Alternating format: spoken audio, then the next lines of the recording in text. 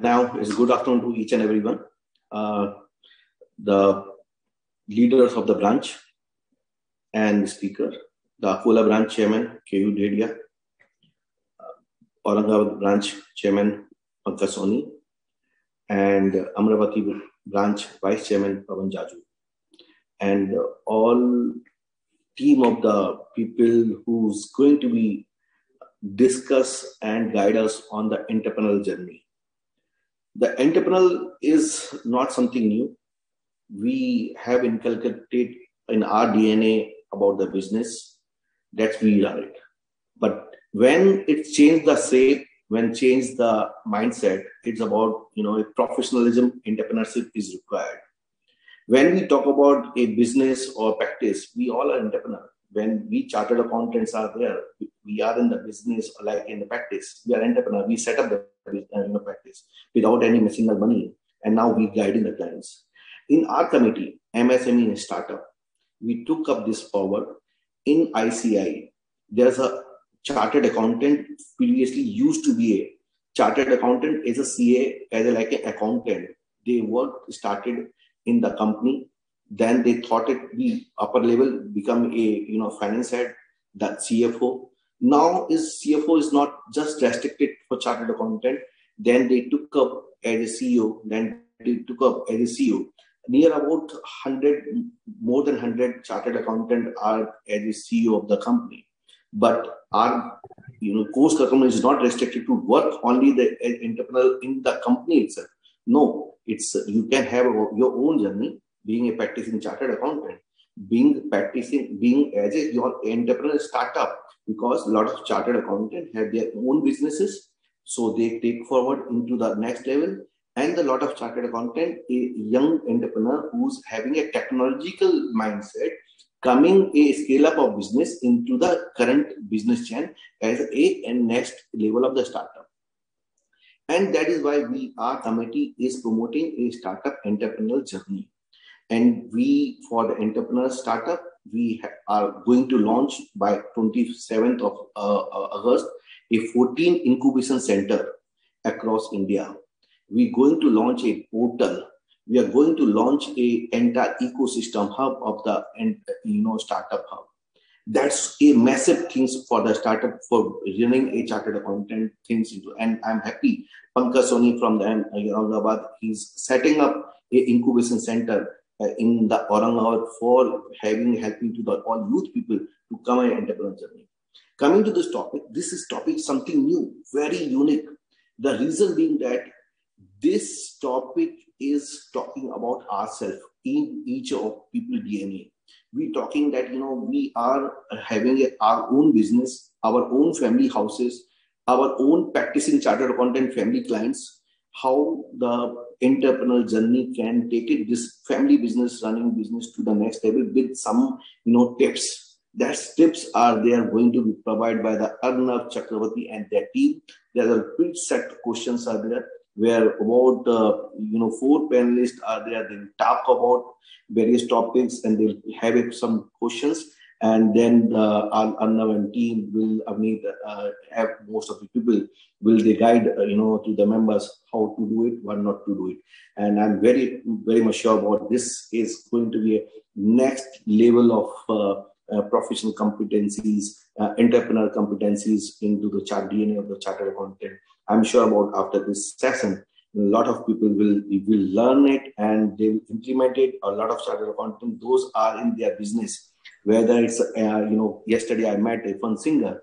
He started their own company. He's a chartered accountant. Rather than doing the practice, he's setting up a own production house and singing house, everything with lyrics. So that's also entrepreneurial journey. Basically, he used to start. Same way I'm seen in the one chartered accountant dancing. The lady is just studying. One chartered accountant, I've seen the lady which is in the juice business. So in 2018, when I had a startup manthan, about 100 startups came from the agri-tech, pharma tech, a lot of other business. So these all business are there, but they need a proper mindset, proper guidance, proper ecosystems. And I'm very happy the Arnav has accepted our request and being part of this entrepreneur journey, and look forward a great session. And I request Pankaj Soni to take forward and introduce our speaker and the original panelist. I have to leave for urgent meeting, so I'm requesting my all chairmen over here, or the branch, who will take forward, and I request I'll excuse from the runner to be part of it. So thank you very much, and great learning ahead. Thank you. Good afternoon, everybody. Thank you, sir. Thank you, Dheeraj sir, for organizing such a wonderful event. And I am thankful to my other co-hosting branches also. It is indeed a pleasure to introduce such an eminent personality, Mr. Arnav Chakrabarti. Arnav Chakrabarti, sir, is an investment banker turned social entrepreneur. As India Director of the United Nations flagship capacity building program, AMTREC, Arnav sir works with governments, banks, large corporate houses, chambers of commerce, etc. in India to promote a culture of entrepreneurship in keeping with the UN's sustainability agenda. Arnav sir has helped establishing AMTREC in India following an official request to UNCTAD from the Government of India's Ministry of MSME.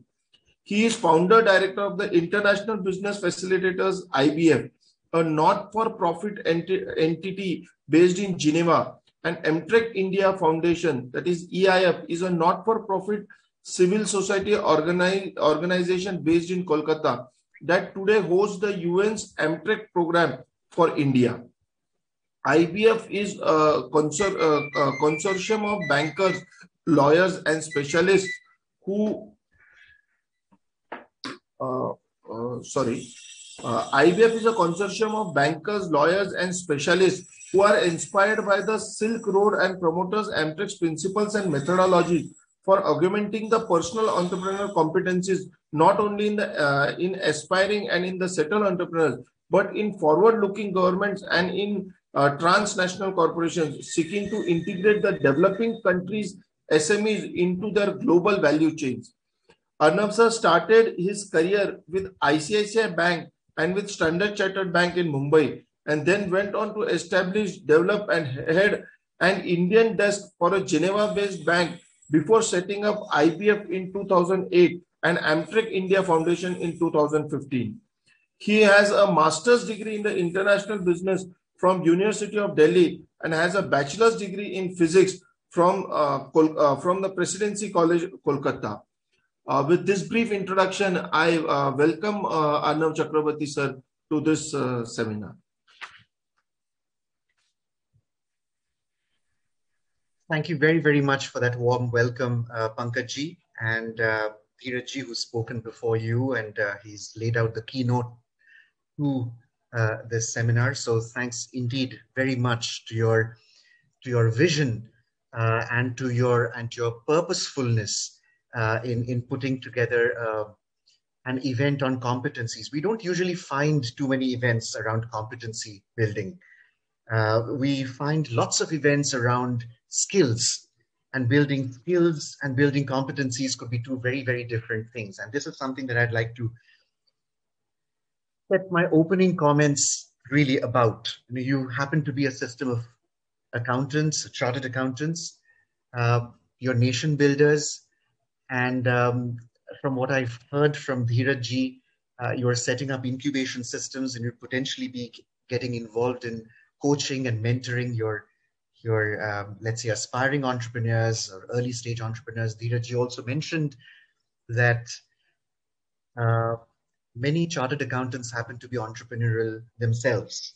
They have entrepreneurial roles that they're bringing in, and they're infusing their own entrepreneurial journeys with. So accounting could be just one facet of things. There could be other facets. So what we will try and do over the next, and this is quite an arduous task, I must tell you. I think my my limits of being able to concentrate on a subject was fairly limited. Usually when I read a book, I can't remember having read for 2 hours straight. Even films today are they're about 100, 120 minutes, not longer than that. So I'm hoping that we will be able to, have a fairly meaningful and arresting discussion over the next couple of hours. And I couldn't have done this alone. I couldn't have done this by myself. So the moment Sambitji sent me an email, I thought the best thing to do is to call for help. That, by the way, is an entrepreneurial competency. So I practiced that competency for calling for help when you know you can't do it alone. So what I did is find compatriots in Manish Bhai, Sonam, thank you very much, Nokrang, Niren, Vandana, Vedika, Lanu. I'm reading out as they appear on my screen here. Avneet, and in no special order. Shruti. So what we would try and do over a little bit of time is try and understand if we could make this interactive between ourselves, between the panelists, because they're all familiar with the Empretec process, the United Nations process with respect to promoting entrepreneurial competencies. The reason they're familiar with this process is because they've gone through the fairly intensive habit formation exercise around these competencies. And the idea is that they're taking out from the framework which the UN has made available to the developing world and installing that framework in their own scheme of things, in their own personal and business lives. So what I'd like to do is to just lay out the way I'm seeing the next close to 2 hours space out. A quick introduction of the delegates who happen to be the panelists for the session, followed by 2 burning questions that they might have with respect to their own family setups. And these questions could be with respect to opportunities, or could be with respect to problems that they might be facing. But they would be immediate problems or immediate opportunities or immediate questions that relate to such.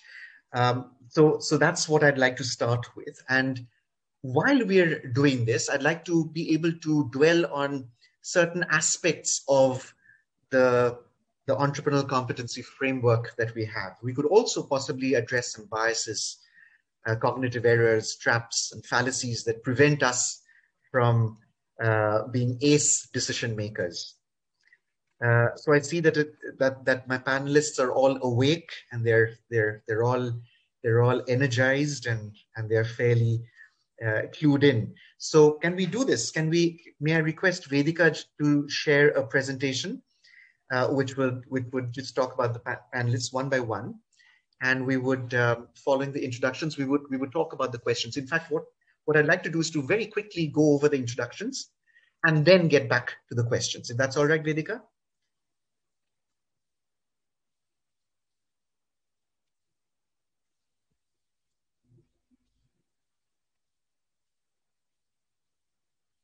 Manish, would you like to introduce yourself, please? Yeah, good afternoon, and thank you for this opportunity to speak to people who take care of our business on the commercial side. I come from a manufacturing background into foundry machines and in the business for last 30 years. I have been part of Empretec for last nearly more than 2.5 years. And I've been practicing and understanding how to do business. And now into multi-business with the same set of competencies which can go into textile manufacturing, garment manufacturing, education, services. And that's what I've been able to work with Empretec and chisel out things which were not so good and improve them. So thank you. And we can go to our next colleague. Yes, please. Manish. Let's talk to Lanu. Would you like to introduce yourself, please? Good afternoon, everyone. My name is Lanu Jen. I'm from Nagaland and I'm an organic farmer and also in the processing of agri products. So I've been with Empathic for now more than 2.5 years. And through the program, we have been able to work on, setting systems for our business, building more sustainable relationships. These are some of the things that we've been able to do with the help of Empathic. A lot of other things, but these are some of the key things that we have been working on. So yes, thank you for this opportunity. Thank you very much, Lanu. Let's talk to Nokrang, please. Hi, good afternoon, everyone. Thank you for the opportunity here. I'm Nokrang. I'm a first-gen entrepreneur, and I've been with Empathic for about 6 months now. Joining the Empathic program has helped me to face a lot of problems directly. So being a first-gen entrepreneur, I don't have much people to refer to or to seek advice. But then Empathic has been one platform where I could do the same, reflect on my actions and my behaviors. Thank you. Many thanks, Nokrang. Niren Bhai joins us from China. Go ahead, Niren, please. Many thanks. Everyone, good afternoon. I'm Niren Anand, and I'm footwear designer and manufacturer. Presently stay in China. And I left India 2002, and now it's almost 19, 20 years. And majority of my working time and you can say years has been working alone. And then I realized that there are a lot of things I'm doing which is not relevant and it's not going to be beneficial for me. And then one day I get connected with Empathic, and for I think it is in last January and February, thanks to Sonam to keep push me and put me on board. And from that time, as Lanu also said that he couldn't find many people who can give some ideas and interact and support. Then I found a family which is supporting me in all of my ideas, trying to correct wherever I'm getting wrong, giving some more you can say constructive information.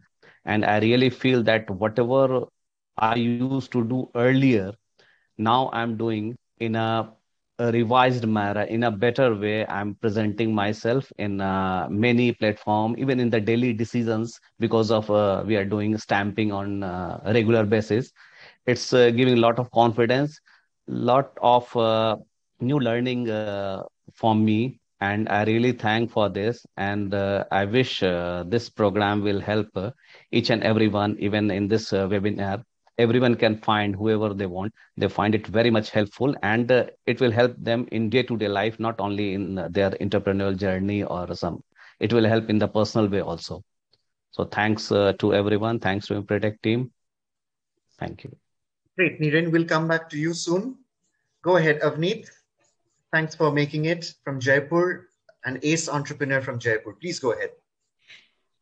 Good afternoon, everyone. It's a pleasure to be here. I'm Avneet Advani from Jaipur. We're in the family business of garment manufacturing and export, women's wear, kids wear, also some silver jewelry. The business is about 48 years old. So it's ideally a family-run business. I'm the second generation into the business, ready to take on the third generation, which sounds challenging, and I'm working on it. Also, I have 3 years ago, I've started my brand, which is also export of women's wear, high-end women's wear, and domestic as well. Empathic, I'm been new to Empathic, but what it has really given me is a framework which I'm really enjoying to be in, because I do have multiple businesses and different tasks to kind of do every day. Empathic gave me a beautiful framework to even know where my competencies lie and how I can make it better. It's really wonderful to be here. Thank you. Oh, lovely. Many thanks, Avneet. Let's talk to Shruti, a fashion entrepreneur. And Shruti joins us from Hyderabad. Go ahead, Shruti. Hi, everybody. It's so nice to see you all here. I'm Shruti from Hyderabad. Like Arnav mentioned, I have just started my sustainable fashion brand a year and a half ago. And like Nokrang said, I'm also a first generation of the business. And we normally do find it really hard to seek advice from or not know who to seek the right advice from. And the Empretech course came just at a time when I seek more clarity when it came to decision making on an everyday basis. And that's what the course has helped provide, along with the mentorship and guidance of a lot of others in the Empretech family and gym.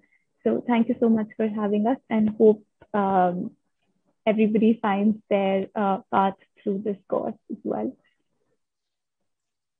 Many thanks, Shruti. Let's talk to Vandana, who joins us again, an ace entrepreneur from Ambala. Welcome, Vandana.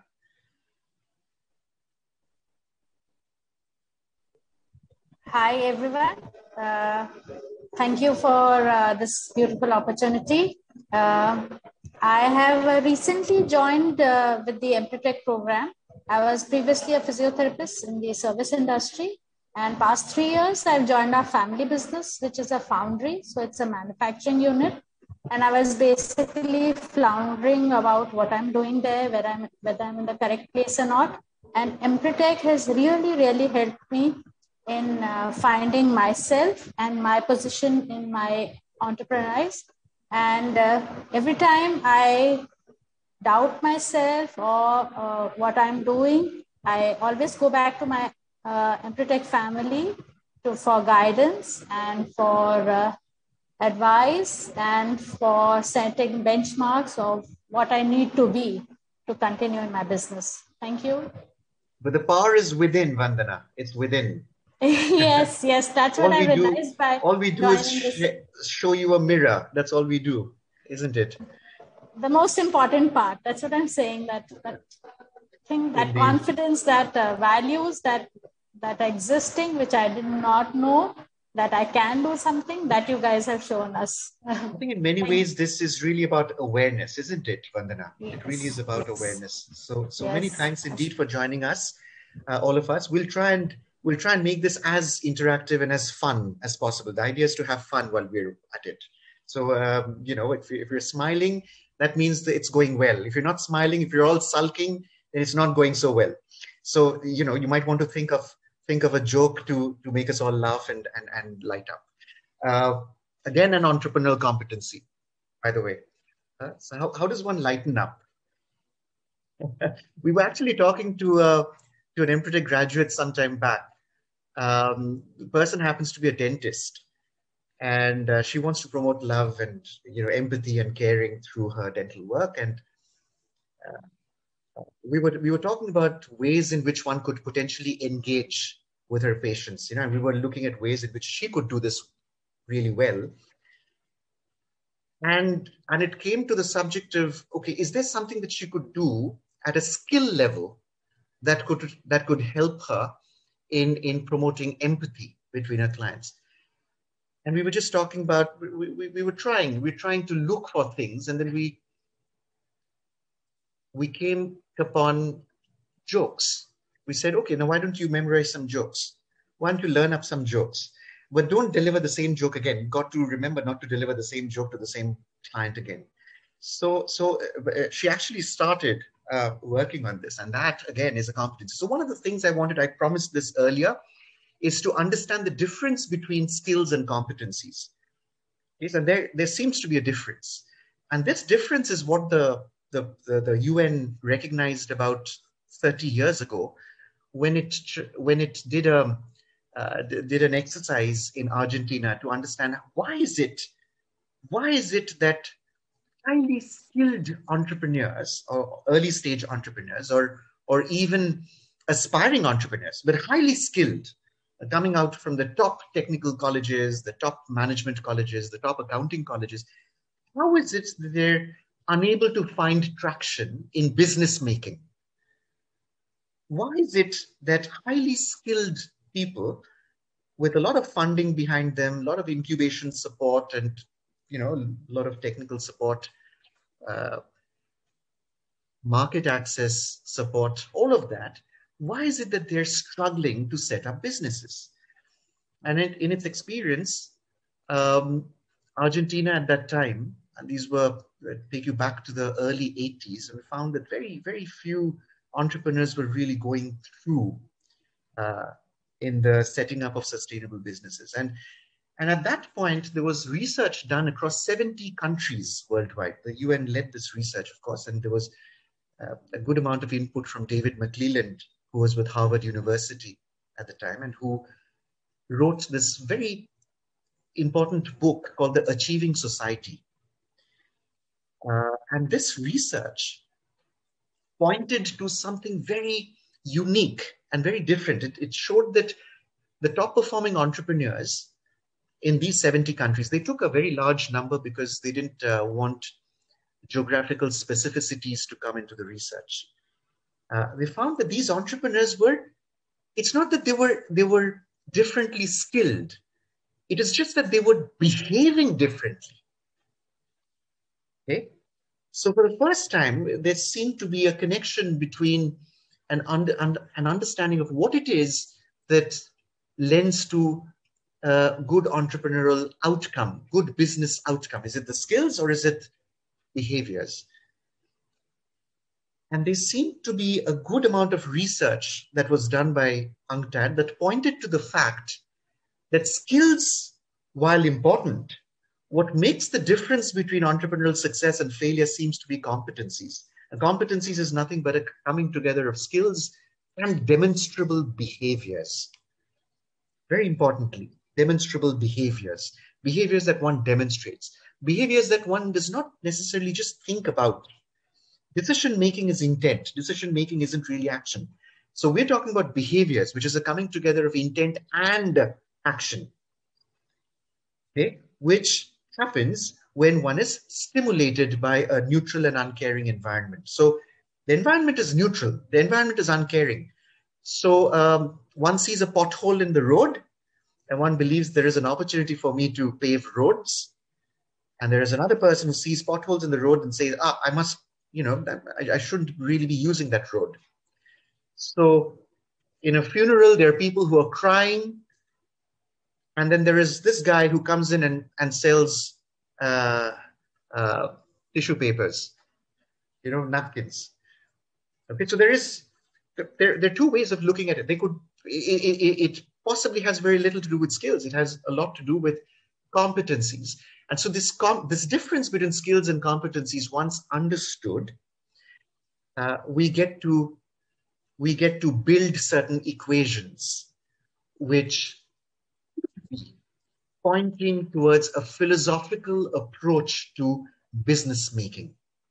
Okay, one of these equations could be that an enterprise is nothing but a coming together of purpose, routines, and relationships. So this is a little bit of a recap for our friends here. So we're going over what we call the HERA equation, right? So an enterprise, your enterprise, any family enterprise, is a coming together of routines, relationships, but put together with purpose. And we've had some discussions on purpose with our friends here, with Amit, with Nokrang, with Lanu, Niren. We've discussed purpose. We've discussed purpose with Vandana. We've had discussions on that. So let us just wait on this item. Let's work on this equation for a little bit. Can we? What does this equation mean to you, Vandana? That an enterprise is nothing but a coming together of purpose, routines, and relationships. Can we try and work on each of these items one by one? Can we look at purpose, Vandana? What is purpose to you? Purpose is my goal, what I want to do in life, what gives me meaning in my life. That's my purpose. Yeah. Excellent. I'm going to write these down as we progress. All right. So for purpose, one of the important things that you've mentioned is that purpose is it's to do with me. It's mine. Okay. So that's one. The second thing you mentioned is that it is to do with meaning. Yeah. Okay. Purpose has something to do with meaning. Okay. So when we ask what it is that an entrepreneur is chasing, is an entrepreneur chasing success or is an entrepreneur chasing meaning? The question, it's an ambiguous question, no doubt, for those who possibly would try and understand these as two different elements. But if you look at them as a composite that makes your purpose, in other words, without knowing the meaning of success, how do I even get success? Right? How do I even know I've arrived? Right? So that's when this starts taking on some color. Vandana, what do you think? Yes. If your meaning, if your life meaning is saying like your life meaning is is social enterprise. So if you're achieving that, obviously, if you're helping people and you're this thing, then it is successful for you. Whether financial this thing is not there, that's your own goal. But what you're chasing, if your purpose is being met, then you are successful, isn't it? All right. In which case, here is how I'm putting it out. All right. Mm-hmm. So we've got purpose. It needs to be mine. Yes. And there needs to be meaning over success. And we're putting a little bit of a question mark here because this lends to some discussion. And of course, the understanding of what comes first and what comes next. Avneet, any contribution to this, to purpose, please? Anything from your side? Right. So I would, purpose, yes, is a very personal thing first. So it is definitely meeting the mind thing. It is mine to begin with.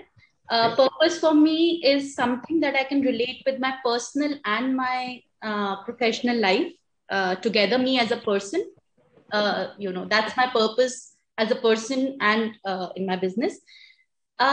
When we talk about meaning, I feel that the meaning comes first, because if it is meaningful, it will last longer, and it may get you success eventually, because you're clear on where you're trying to be and where you're trying to take yourself or your enterprise, either way. So it needs to probably be meaningful to you to be in it for the longest time. So that you're clear about it. Yes. So you mentioned clarity. Yes. You also mentioned personal and professional. Right. So for you, purpose cannot just be personal and not professional, right? So it has to be coming together of you as a person, because behaviors, it seems to be that the way you behave in your kitchen is the way you'd behave in the drawing room, is the way you'd behave. Of course, I mean, one can put on a mask for a while, but a true selves will out at some point, isn't it? Absolutely. Absolutely. So that's why I said, like, personal, professional, we are the same person. And if we work on us personally, we will kind of put in the same habits and routines and the same clarity and everything into a professional self as well. Excellent. So purpose binds, as you've said, and the last point that you mentioned is about habit formation. So I'm just going to put that down here. Binds one to habit. Okay, so that binding aspect is something I'm just going to put it now. So here's what we have. So we have personal and professional domains. It needs to be applicable in both places. Okay, so must last. You said it must last. You said it needs to be sustainable. I can't have a purpose today and tomorrow, some other purpose. And there needs to be a lasting essence to it. Something that is essential to you and therefore lasts, because you cannot really wish it away. You can't wish purpose away.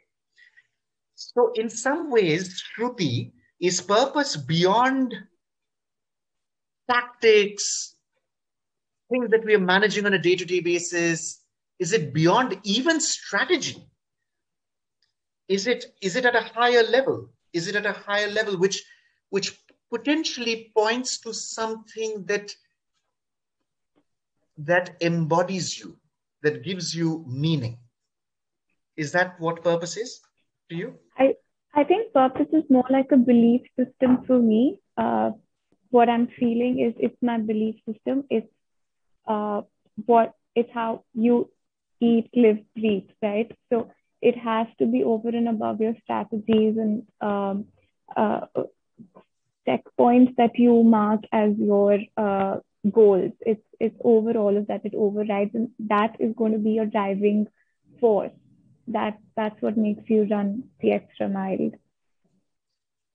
That's what makes you run the extra mile. Okay. So a belief in a system of a truth, knowledge, and values that you hold as intrinsic to you, but above strategy and tactics.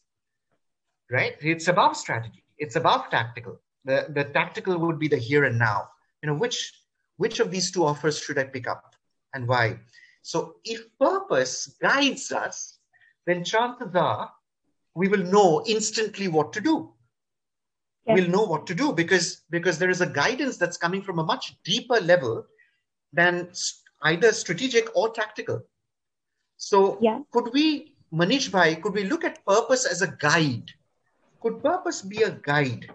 Could we use purpose to guide us beyond the strategic and the tactical? Yes. Basically, purpose is the keel or the anchor or the pivot on which I'm running my life myself, and therefore, whether I'm an employee or an owner, an entrepreneur, or a service provider, something which is meaningful to me makes working easier and something which I can relate to.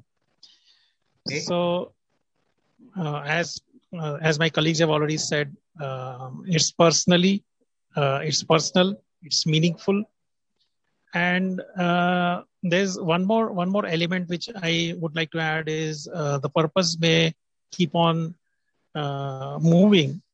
Because one of the other things which I found in this journey was always trying to be a better version of myself. And when I'm trying to be a better version of myself, I'm constantly not looking again at the purpose, and it is not static. It's, as we call it, it's an italic activity which keeps going. And I remain a seeker. So if I find something which is meaningful personally to me, then I might keep on seeking it out. Hang on. We don't understand italic. What's italic? So italic is a Greek word for infinite. It's not very finite. It's something which you may think it's you set out a goal which you know is not achievable, but you're always moving towards the goal. Is how I see it. Okay, but usually with respect to goal setting, we're thinking of finite and very specific. I'm doing 5 crores this year. I need to do 10 crores next year. I need to do 15 the next. My revenue, my profitability targets, my whatever targets, my sales targets or retention targets, all of that can be set out in stone, isn't it? I mean, without that, would you really call me a goal setter? Would you really call me purposeful? So this is where I fell for when I in my entrepreneurial journey is to set something very finite and set up a goal in 2009 of reaching a certain, let's say 100 crores in 3 years without knowing how I will reach there. And the disappointment which happens when you don't reach is far heavier than the success which you may get. But after having understood this and trying to look for a solution, when I started looking at the italic way of working on it, or looking at the processes of reaching there rather than the outcome itself. So the processes could forever be improved. So my goal shifted from outcome to the input side of So if you look at the stamps which I've been writing of late, is more on the process side. My behaviors have shifted a lot. Very interesting. Very interesting. Manish, we will come back to you on this, on the process, on the input side of things. But let's get back to purpose, right? So your purpose now, instead of being 100 crore enterprise in 3 years, could be stated in what way? So in what way would you articulate a purpose statement, for example? In what way would you define your purpose? So my purpose gets defined into first understanding where I am and understanding the inputs which will go on to improve the place from where I can go from position A to position B. Ah, okay. All right. So now that's where input comes in, isn't it? Yeah. Because you can't really work on outcomes. You can only work on input. It's not in my control because COVID can wash away. We have seen COVID has washed away the entire outcome. Whatever projections you might put on paper, they have disappeared. As an individual, as an enterprise, or as a community, country. So here's a very important point that you're making, Manish. You're saying that purpose should not be outcome based, neither outcome biased. Yes. Okay, so I'm going to say based first, based because that biased is something that is easier. That's easier to understand. Based and biased, right? So that's is that the sum and substance of what you're making? Yeah, and I would also add that it's related to the locus of control, because things which are beyond my control, if I link my purpose to something which is not in my control, is also what I would be very careful about. So are you talking about responsibility, things that you can really take personal responsibility for? Yes. Because I can be personally responsible for things only which I can have a control on. So I cannot control how the economy will grow. It's beyond my control.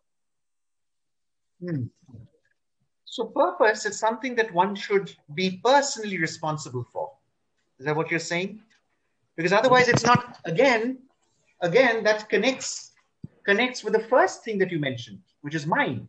Yeah, if it is mine, I should be personally responsible. Yeah, mine and this goes together. So if it's mine, I need to be responsible. So it cannot just be mine. Hey, listen, I've inherited something. And in family offices, family-run businesses, this is often the case. That, okay, now I've got something that is technically mine, but is not really my purpose. Does that happen in family offices, family-run businesses? Does it? So I'm also in a family business. Just to extend, and then Amit, you can give your views. So I came into the business as part of the family, and I understood that it took me a lot of time to understand that my purpose was different from what the business was, though it was in the same line. And once I understood that, and then I started correcting the course. Excellent. Avneet ji, would you like to? I'm sorry, we'll keep the G's out. This goes for everyone in the room. Please. All right. So Avneet, would you please? Right. So I joined the business 23 years ago when the business was the family-run business was at its peak. There were preset notions already there. It was a well-established business with the heads of the family already there. For me to find myself put up, so to say, as a boss over there, where I didn't know what I'm even supposed to do, was initially very hard. To find my purpose there took me quite a few years. Actually, it took me quite a few years to, initially I was an observer. I was just doing the tasks as I was supposed to be doing or allotted to be done. Like you are supposed to be the boss, you're supposed to run this department, and so on. So that's what I was doing. But to find the real purpose into it took me a few years. I did find it. But over the period of years, I think that also, as Manish has said, that purpose is also something that keeps evolving over a period of time. So I think that's what also happened with me. that over a period of time, that purpose, I thought it needed a deeper meaning. It was not aligning totally to what I was doing there, and hence I did move a bit sideways and started a different company which aligned more with what I was thinking, what I would be thinking right now. Excellent, excellent input. So here's something new. It evolves. Purpose evolves, right? So what you might want to, and there's very clear way of looking at this, and understanding if that is indeed true, because where I am today, about 10 years ago, I couldn't have had the foggiest that I would be here, right? Doing the kind of things I'm doing. And it's possible that my goals and my aspirations and all of that today is something that I could not have seen 10 years ago. Forget 10 years, 5 years, even 5 years. Pawanji, do we get to see you? Do you think, would you agree with this?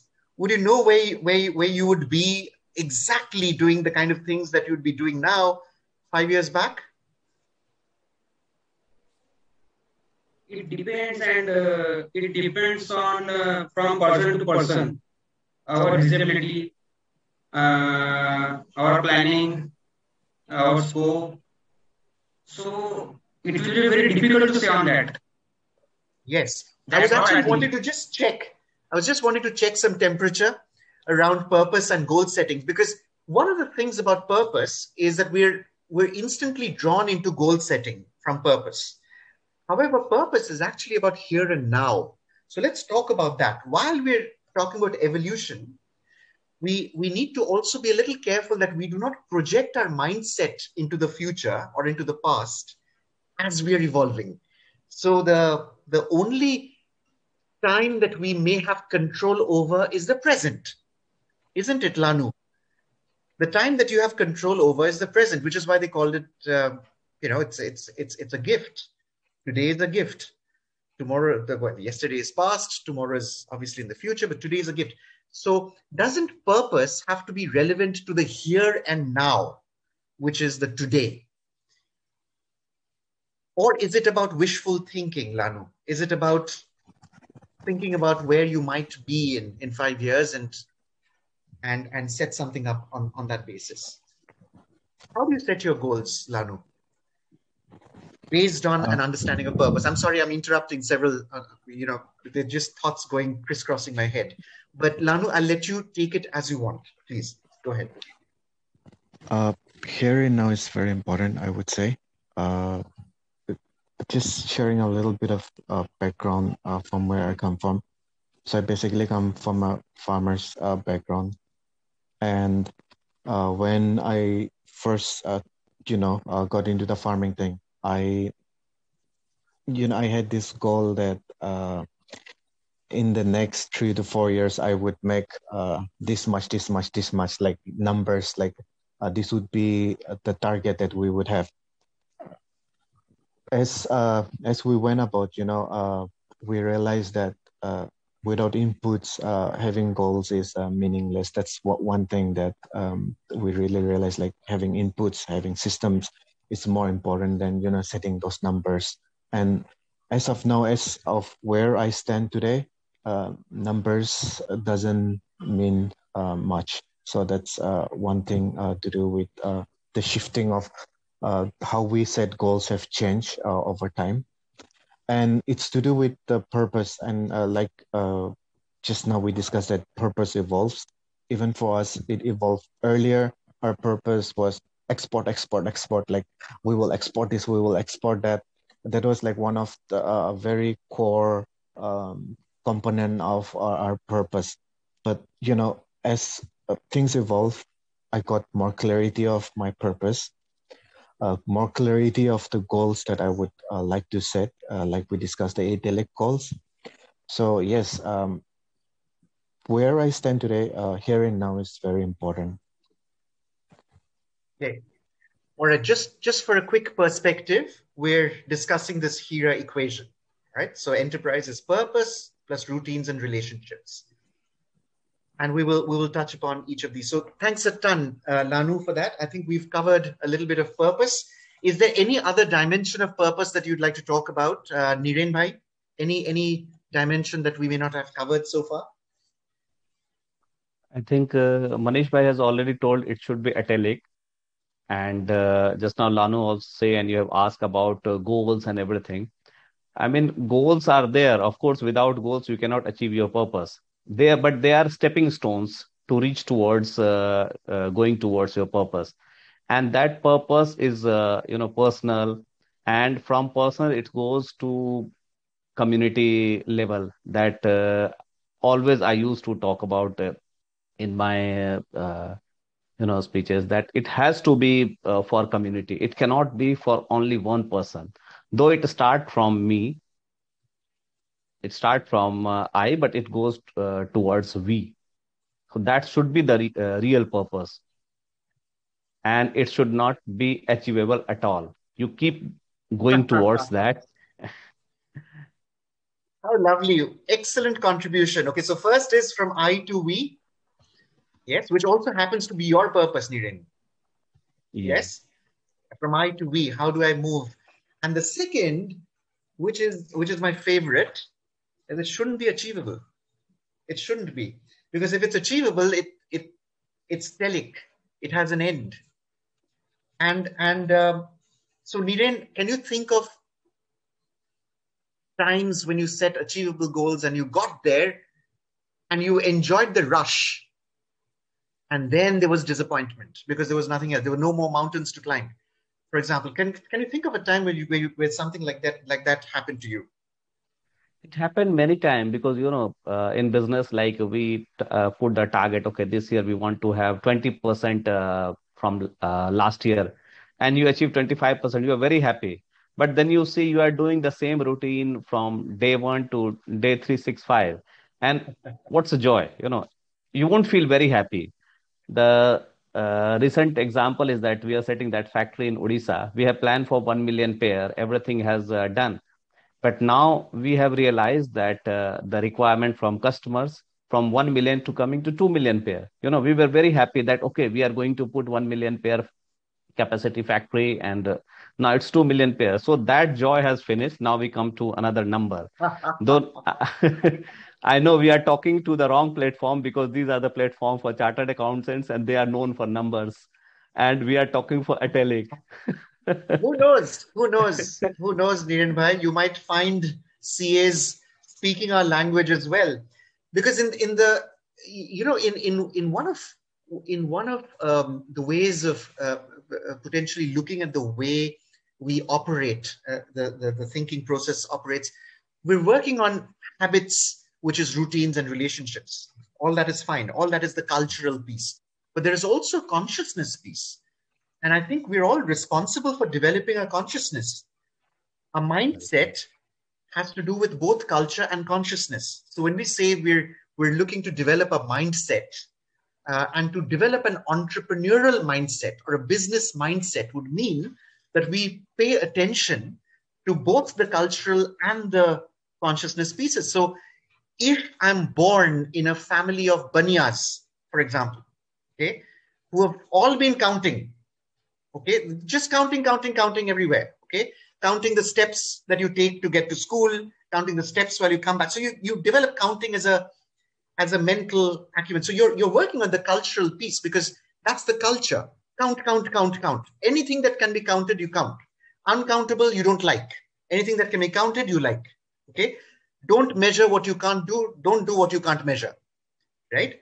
So do what you measure what you can do. So that's the counting philosophy. But all of a sudden, if I step back from it, if I step back from this and try and ask myself the question, what does it mean to count what I'm counting?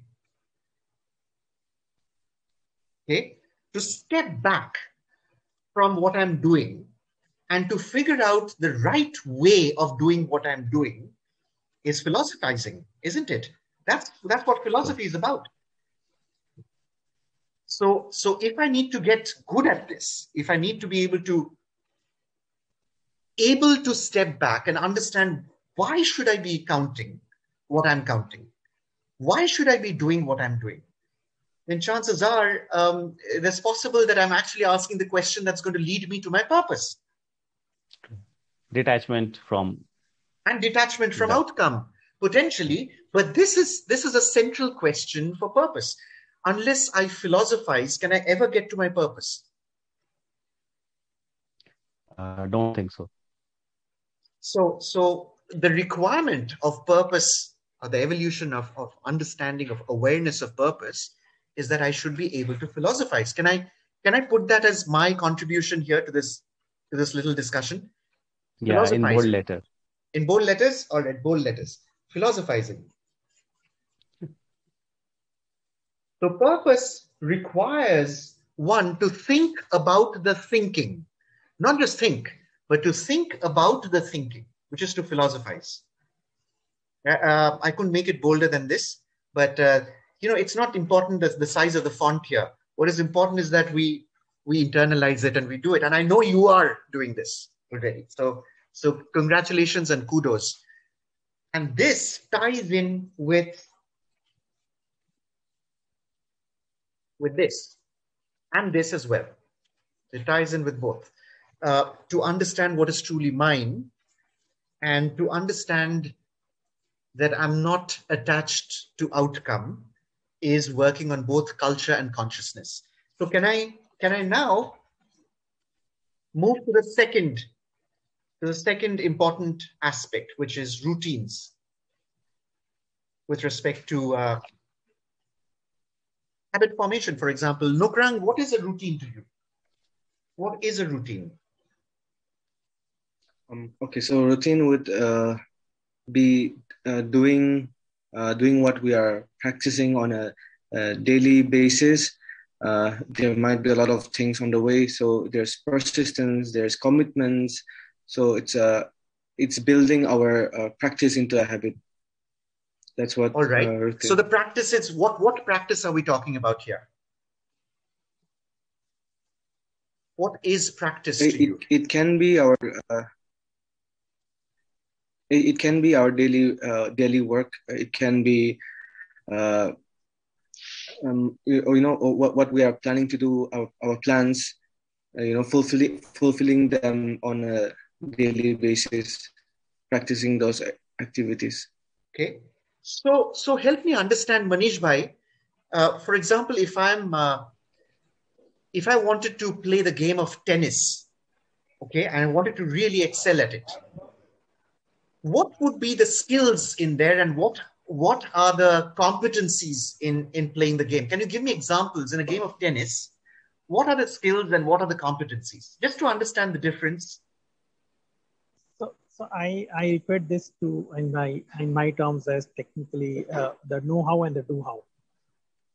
The know-how and the do-how. The do-how, okay. Yes. Okay. Because you get a lot of theory of how to play tennis or how to run a business. There's a lot of theoretical know-how available. But if I actually don't practice that know-how, then I don't know how to do it.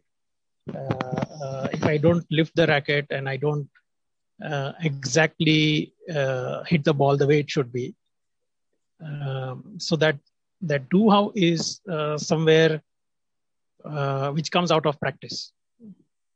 All right. So we are connecting practice to do-how. So know is skills. Okay. So I know how to touch someone's feet, but do I know how to pay respect? Yeah. Okay. So there's a difference between the two, isn't it? So I know how to, Boris Becker and Agassi, some of the old timers here would know them both and would have possibly followed their games. Sonam, we're leaving you out, are we? Yes, a little before your time.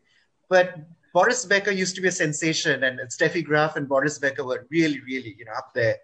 They were real names to contend with, and they changed the game. They changed the way one even admired the game. So Agassi and Becker used to be mortal enemies on the court. Off the court, they were the thickest of friends. But on the court, they were mortal. I mean, it was like Germany versus the US. It was real tough, getting them to slug it out. It was almost a slugfest.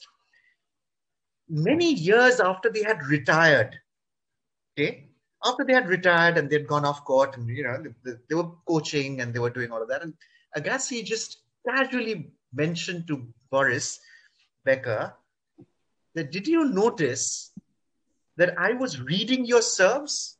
Could you ever have guessed that I was reading your serves? I knew which way you would serve, left or right or down the center. How? Just before you served, I noticed a certain way in which you would click your tongue. Your tongue would move either left, that indicated the ball would go left. The tongue would move right, that would indicate the ball is going to go right. And I noticed that most of the times when I was able to see you from that distance and see where your tongue was, where it was clicking just before you picked the ball and started serve. Now, Boris almost fell from the chair. So the story goes that he actually did fall from the chair. He said, no, I don't believe it. I don't think that really happened. So for the first time, he was actually coming face to face with a hidden space that he had, something that he didn't really know about, but he got feedback. He got some feedback, right? And this feedback was something that actually could have taken away from competitive advantage that he had, right? And in those Grand Slam sessions where there's 1 point, and if you could tell which way the other chap is going to serve, it meant the difference between defeat and victory, right? Was that a competence? Was that a skill? Was it a combination? What was Agassi about when he was able to, let's say, find this little flaw, this little chink in Boris Becker's armor? What was that about? What was this about? Was it about a skill, or was it a competency that allowed him to do this? Vandana, what do you think? Manish first, please. Manish was wanting to speak. Sorry.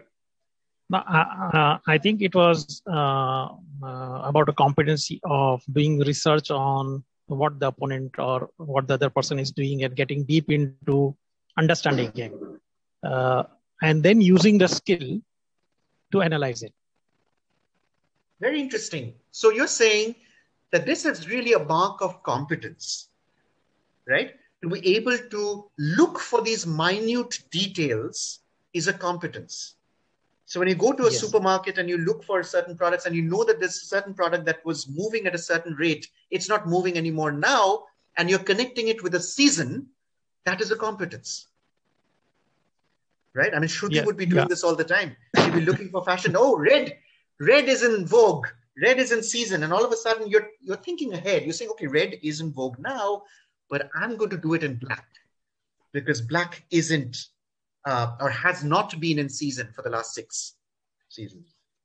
Yes. So to be able to understand at what rate your enterprise is moving, the first derivative of that movement, the second derivative of the movement, which tells you at what rate is the industry going. So I'm moving at this rate. I'm growing at 5% a year, but at what rate is the industry moving? Is it growing at a negative 2% a year? Which means that my growth may not be sustainable after a while, isn't it? But isn't that a competence? And isn't that something Nokrang is talking about when he talks about practice? When he says we practice that competence, is that a practicable product, Vandana, to you? Is that competence of paying attention to detail practicable? Definitely. Yes, that's what we are learning in Empretech all the time. And how are you practicing it? Just give me an example of how you would practice scrutinizing, for example. How would you practice scrutiny? An eye for detail. How would you practice it? Practice eye for detail. Supposing like I'm in charge for my audits and reviews and all. So when we are doing our audits and my layouts are coming and we are analyzing what's happening, what we can do to stop all the, or to mitigate the negative like supposing, supposing we are making a diameter and repeatedly that's coming in this thing. So we are scrutinizing, we are detailing why is it that we are not able to eliminate our error, whether we are using a wrong tool or whether our setting of this thing is there. So that is, I hope I'm That's clear. for your practice. Yes, absolutely. So yes, what you're doing is you're repeating till you get it right. You're repeating till you get it. And, so you're and we are analyzing till we find out what is happening. Is it the operator fault? It is the machine fault? Is it the wrong tool? Our choice is wrong. Our program is wrong. So we keep scrutinizing till we get it right. And therefore, scrutinizing can go on to become a habit. Yes. Yeah. Yes. So moving a practice to habit takes time, doesn't it, Vandana? It's slow cooking. It's dampuked. Yes, it takes a lot of time. And when you prepare meals and let's say you invite special guests like Manish Bhai over when he visits Ambala, do you treat him to McDonald's or do you cook a special slow meal for him? What do you do? Cook a special slow meal for special people, definitely. Okay, so there is some joy in slowness, right? Yes. So let's talk about this. Let's talk about Avneet. Slow fashion, remember? So yes, slow fashion is when you're bringing practice into habit and then habit to character, right? You're building that deep into the ethos of your enterprise. Can you tell us a little about what you mean when you say slow fashion in your enterprise, in your scheme of things? Right. So as I mentioned earlier that I am a part of, say, two businesses. One is the parent company, which is a family-run business. There we are only chasing numbers. We are only chasing tele goals. We are only running after businesses and doing everything. And I ideally call it the fast fashion also because of the clients we are working with. Everything that we are doing was asked to deliver yesterday. I mean, we are always, pushed way more. And Shruti is smiling. We'll let Shruti speak after this. She knows what you're talking about. Exactly. I'm sure. I mean, this business puts us in that spot. So everything that we are doing was actually something that the clients needed 2 days ago. So we are always chasing time. And I've always mentioned that before as well, that the staff and all of us are under too much pressure. And definitely the work is affected. Our mental health is also affected, to be very honest. So that is what I ideally put into a fast fashion format. When the buyers are pushing us to unrealistic goals also. So as I mentioned, then 3 years ago when I formed this other company and started the brand separately, I actually, kind of crashed everything that I had learned so far about fast fashion and actually sat and thought that what can I really do now? Understanding where I'm coming from. I had 20 years into that business doing exactly fast fashion stuff, and then kind of broke all those preset notions and kind of labeled my, brand work into slow fashion. We went into organic fashion. We went into natural dyes, everything exactly slowed up. But slow up here, I want to really mention, did not slow up the business. It actually accelerated it. It was just the way I thought I processed it was slow. And honestly, when I saw people around me, the people who joined me in that business, whether it was my staff or my buyers, they were all smiling. There was calmness, there was quiet, but work was probably the numbers were much more, if we were to talk of numbers at all. So why I'm mentioning the numbers here is because it did not affect my working business. It in fact accelerated it.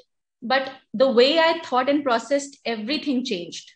We got into a motion that we kept our pace with it.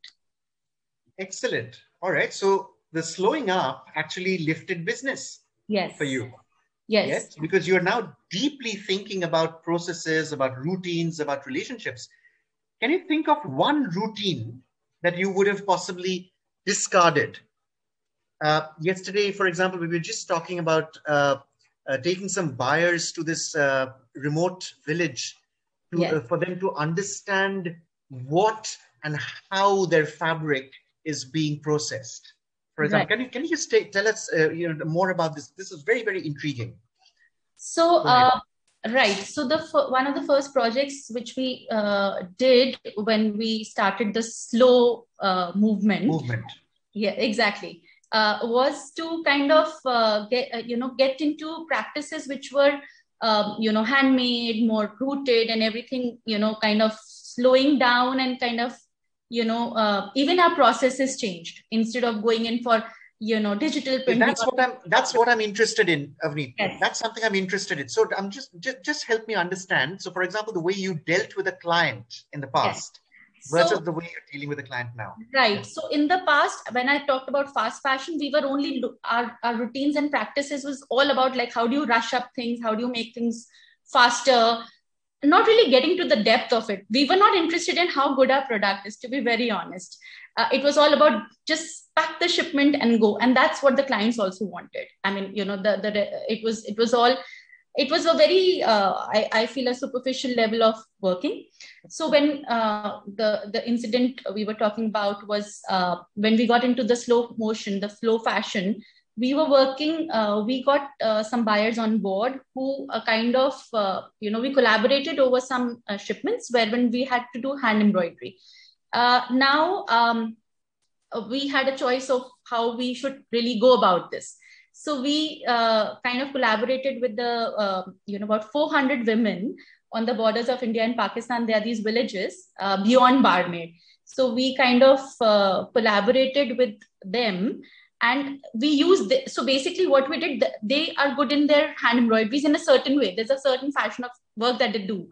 So we kind of understood what they really do, and we kind of made our pattern and our design, our outfit accordingly to incorporate what they do best.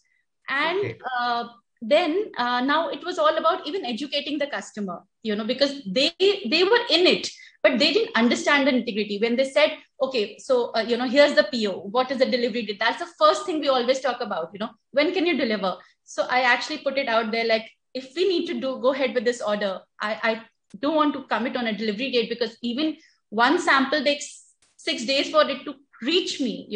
It's impossible to kind of even judge where it is all going. There were 400 women, not under one roof. They were in 400 houses.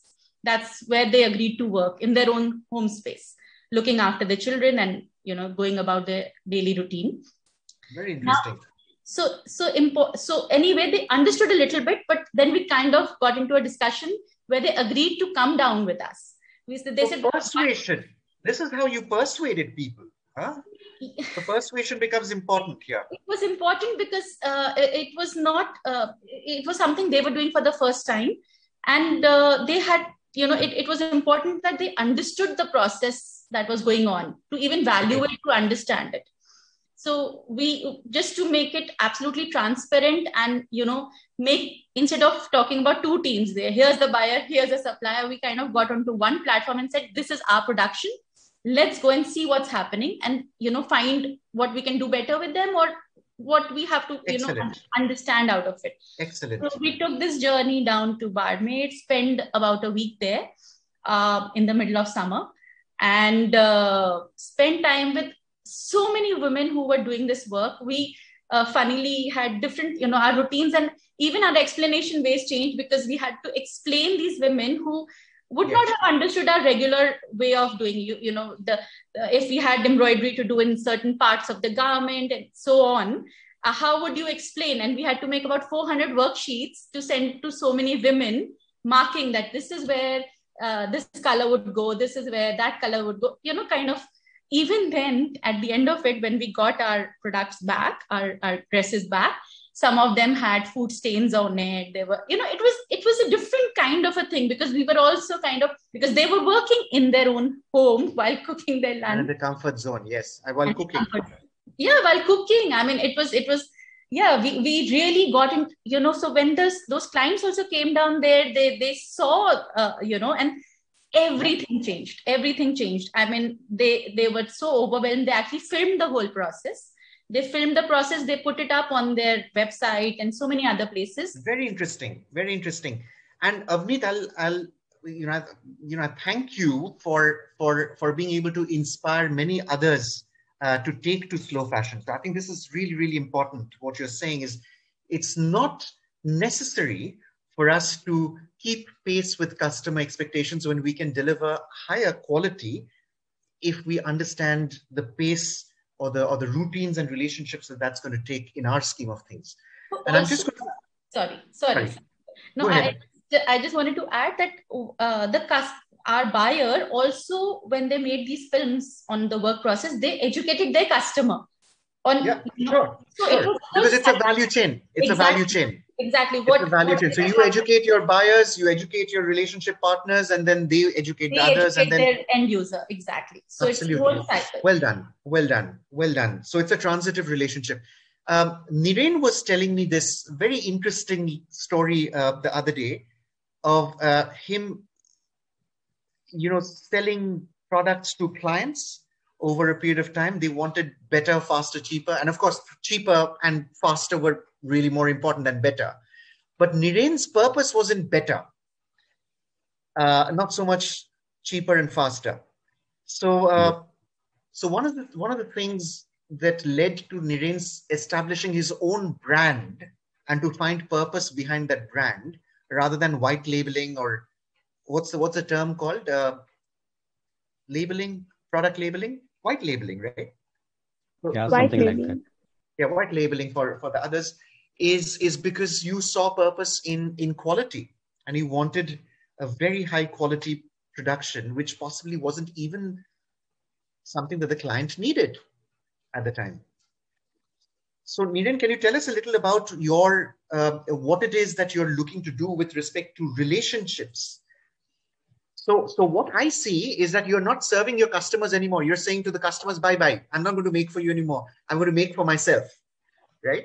So it's a little bit of a, no, not the usual business. I'm sure this is an extension to your business, but I'm just saying that instead of deepening your relationships, you've actually set up a relationship with your own self with respect to your ability to deliver, isn't it? You now are your own customer.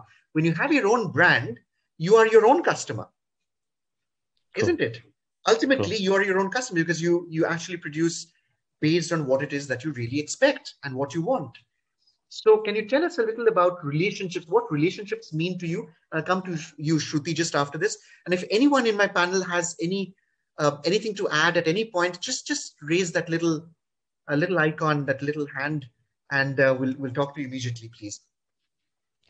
Nireen bhai? I mean, I start from there. Then when we had discussion with customer and they wanted like a fast movement and as per the pricing, and they were not able to respond in a qualitative manner. And then we have decided to start something which is not needed at this time by our customers.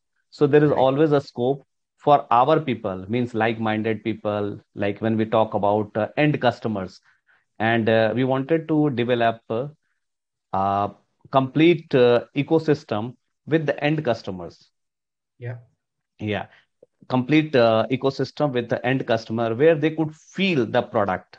Means we are not talking about he is just buying shoes for a certain dollar, but that dollar he should get the complete value with the utmost quality he is needed.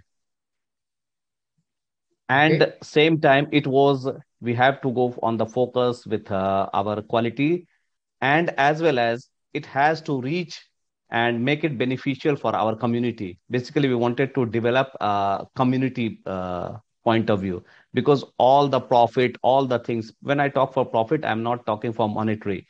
All this has to finally go to the end customer, to the factory, to the team.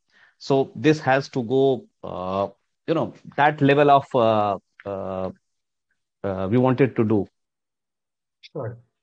Does this signify what you wanted to do? So selective ecosystem development, which is what you did. You didn't want to just cater to the general ecosystem. You created your own ecosystem, right? This required a lot of independence. It required confidence. It required confidence in your ability to deliver, in your ability to fulfill commitments, in your ability to seek opportunities, in all of that, right? Your ability to set goals and systematically plan, monitor, all of that. So it True. comes from there. And then you went on to develop. So you're catering to both communities, both on the buy side and on the sell side. True. Both community. And then also there was one point which I would like to add, the sustainability, the greener earth, green product. Even in our product, line is very small, but still 30% of the products are recycled product. Recycled materials has been there. And in that tough time, we are still reaching to 28 or 29%. But in future, we are planning to go for 50% and so on. So it's not only for us, it's for the whole community what we want to cater. People who can buy the product, they will be beneficial, as well as people, even they are not buying, they will be beneficial from this, because it will help to make our, Your relationships earth. seem to be environmentally driven as well. So there Very is a true. certain relationship with the planet that you have. True. It's not just with people. It's also a relationship that you enjoy with the planet. You are bound to do with this, as I say, recycled as well as a natural product. We are trying to change as much as we can to make it natural. Great. Can we also understand what relationship means from Shruti? Again, an early stage entrepreneur. But Shruti, in your experience so far, what are the components? What are the competencies that are required for developing quality relationships to you? I think a lot of key factors go into it when, especially it comes to us who are trying to change things. When we talk about slow fashion, when we talk about green products, organic products, transparency is the first and the foremost thing that comes into the picture, and it becomes extremely important to bring that to the table. Absolutely. Okay. So transparency is one. I think second is trust. Trust again can be built if we're transparent in our supply chain and the processes that we are incorporating. I've discussed this with even Manishi. We've talked about sustainability and conversations with Amit as well. So transparency, trust, and I think third is also relationship building at all levels.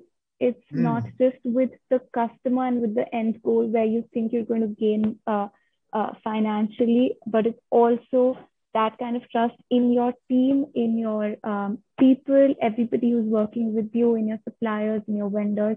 So at all levels, if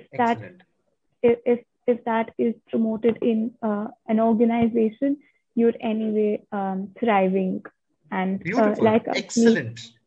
Excellent. Sorry, I cut you. Go ahead, please. I was just going to say, like Amit mentioned, mental health today, we're facing several issues in our industry, I think, especially because of the kind of pressures we have. So if we can build that trust in the relationship with our team in-house as well, is when we can ensure everybody is delivering their best. That's a competence, Shruti, isn't it? It's a trust as a competence. It's something that we work on. It's not skill. It's not something that you can learn off a manual, is it? Absolutely. It's a competence. It's a competence. And how do you build trust? Is this a teachable thing? Is this something that can be inspired, or is this something that can be taught?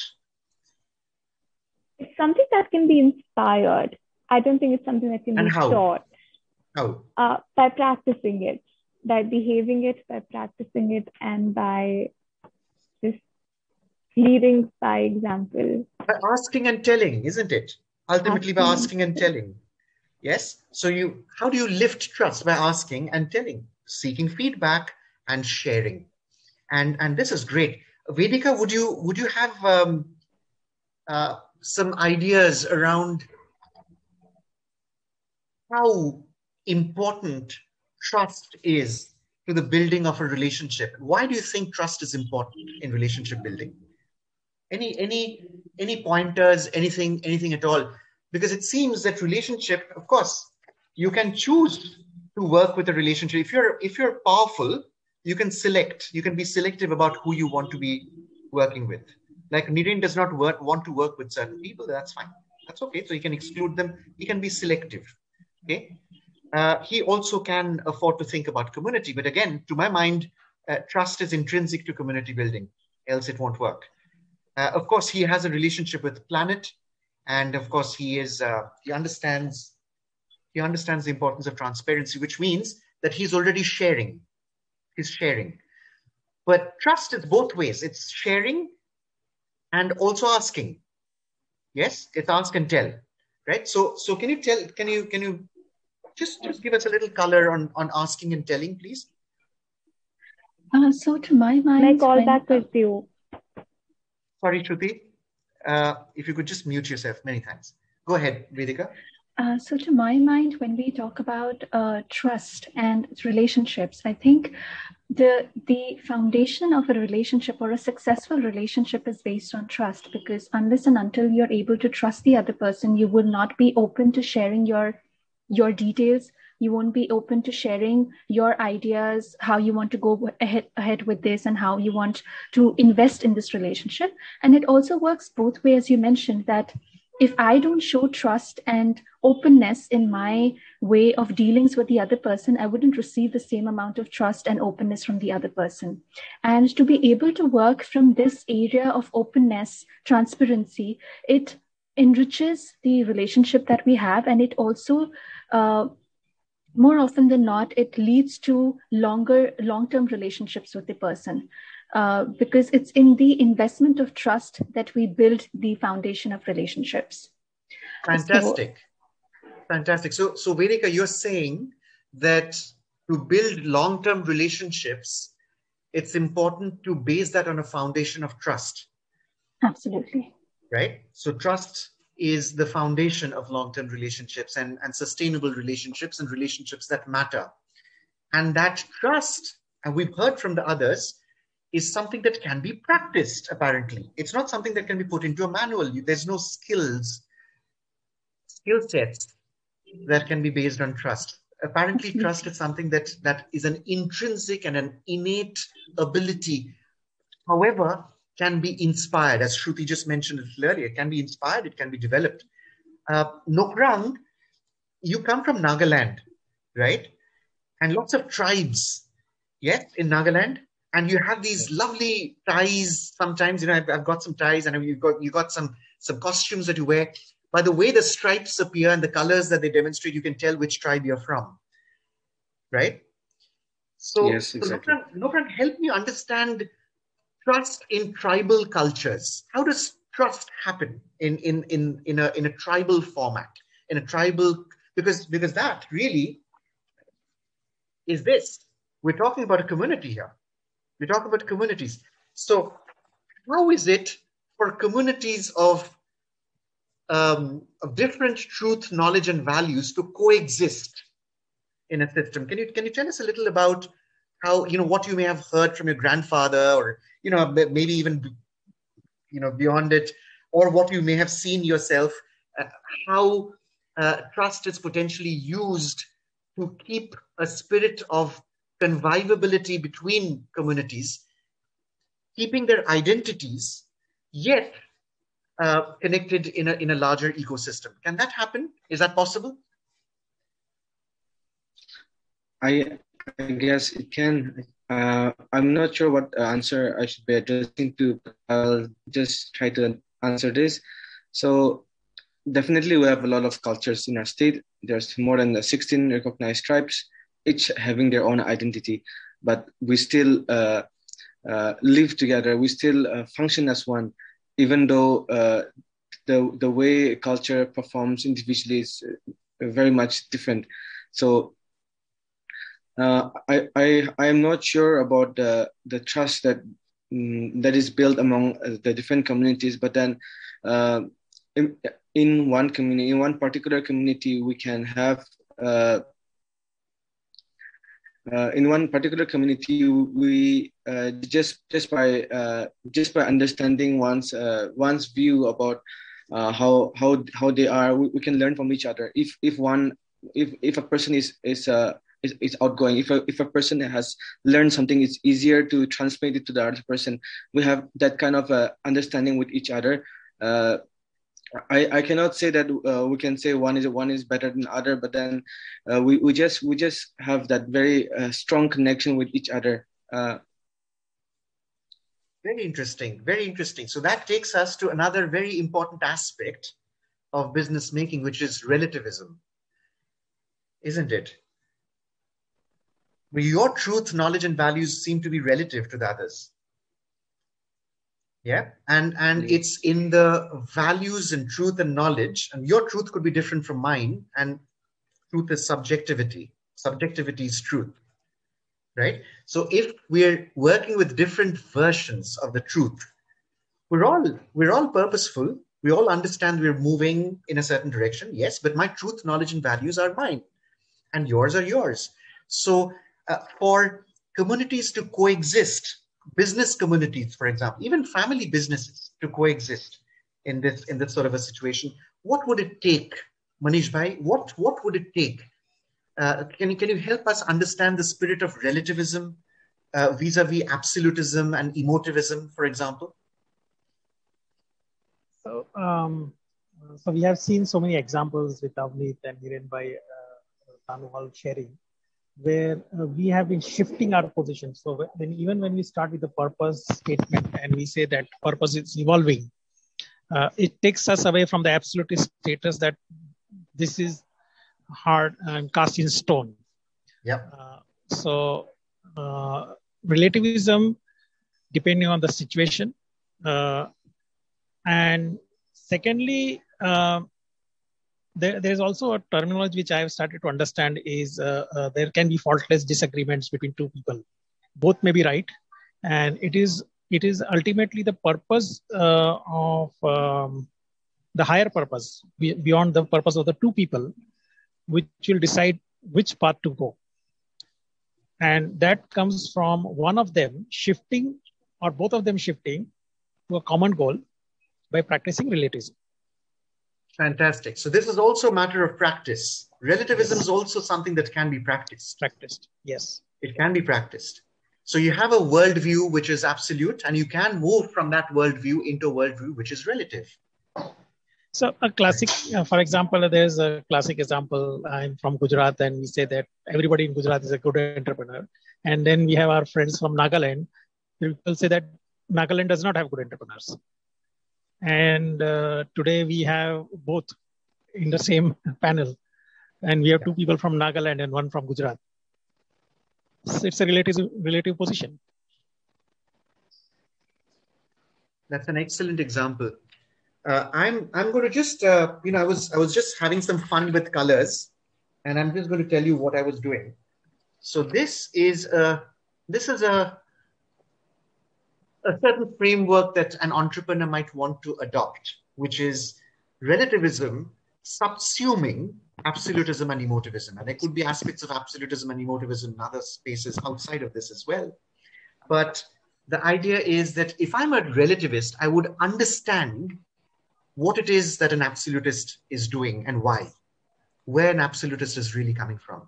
So to be a relativist is not to be a non-absolutist, but to understand where is it that an absolutist could be potentially coming from. So now I'm going to come to you and check on our on entrepreneurs that we've seen and we've been working with as a community here. We're trying to build a community of heroes, high impact entrepreneurs in the country and beyond it, based on the Empretech system. But help me understand how, in your experience, have entrepreneurs migrated or have moved from a third perspective, from the way you're observing from a distance? Have they been able to, when they were told or when someone was giving them feedback that they're absolutists, was it easy for them to move from being an absolutist to a relativist? Or was it easy for them to move from being an emotivist, completely sort of passionately involved with one's business, emotionally married to one's work, from there to being a relativist? Was that journey easy in your experience and what you've seen? In my experience, if I may, I don't think so. It was easy from what I've observed, But I think once the person has acceptance and starts practicing, it may have taken time, but the shift was visible among a lot of entrepreneurs, and not just in their. It was also visible in their actions, how they accepted relativism. Excellent. Excellent input. Thank you very, very much for that, Sonam. And one of the things that we do, therefore, is stamp.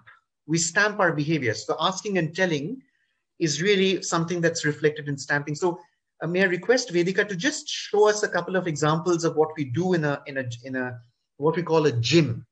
A gym is a place where we practice. So we'll look at some stamps that you might want to go over. Just a few examples, Vedika, and connected with some questions that you may have with respect to your family offices.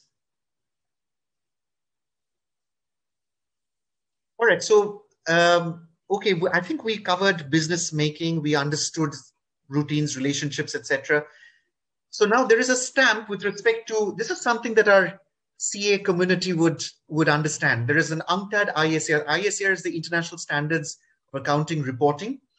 And so Manish writes this stamp. Let's look at Manish's stamp 1191 with respect to alignment with the UNCTAD ICAI reporting standards. And this is something that, you know, the CAs might want to take a look at. These are activities that we actually do. Would Manish talk about this stamp, please? As I said, when I entered business, I started with a very tele goal of a turnover. And but we had no framework, being a second generation entrepreneur and coming into business, taking over from my dad. We did not have any processes where we had a system to measure. And when I'm looking at going global or scaling up or getting into partnerships, once you have reached a certain level, on what basis would I reach? So there is a balance sheet.